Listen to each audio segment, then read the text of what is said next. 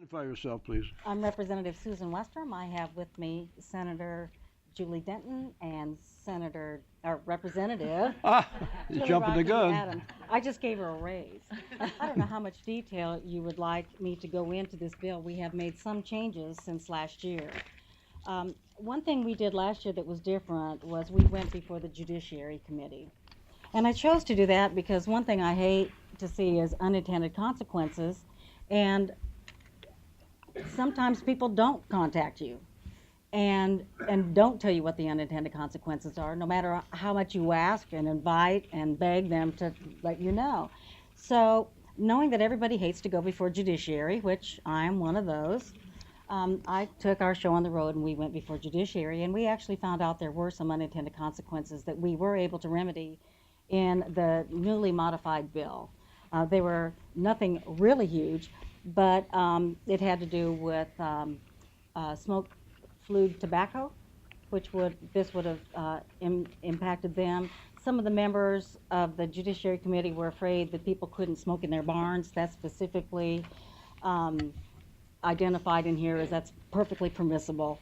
One person was concerned that bars couldn't have historical ashtrays, or antique shops couldn't have historical ashtrays, which, I mean, you can think of all kinds of things when you talk to a group of people, and these are things we had not thought of.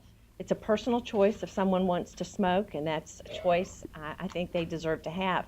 But I think that we as non-smokers in the Commonwealth need to be able to have protection in the workplace, out in public, from that secondhand smoke. And I'm a dental hygienist by education and profession.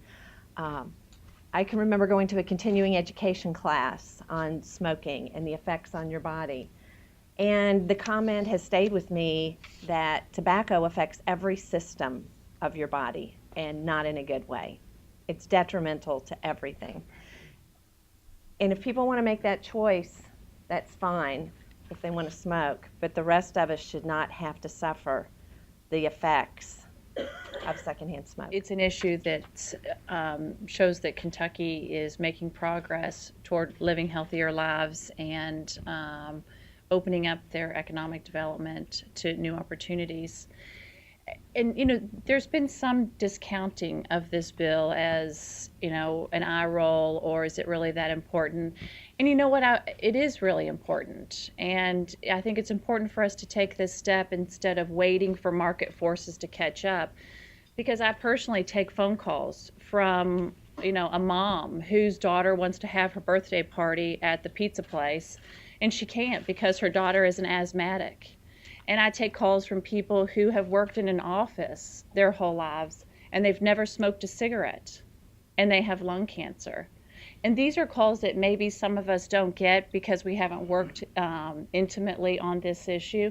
But these are phone calls I've received, and they're real people and they live here, and smoking has real consequences. So like I said before, I'm really proud to be here, and I'm proud to work with these two women, and I hope we can make some progress on this issue. Smoking, 25% of the people smoke, I think they estimate. And why should 75% of the people suffer because 25% of people want to kill themselves? And that's why I'm going to vote yay for this bill. It's a good bill. It's a long time coming, and I hope that the Senate sees it the same way that we do. Yes. Thank you. Thank you very much. Bill passes out favorably.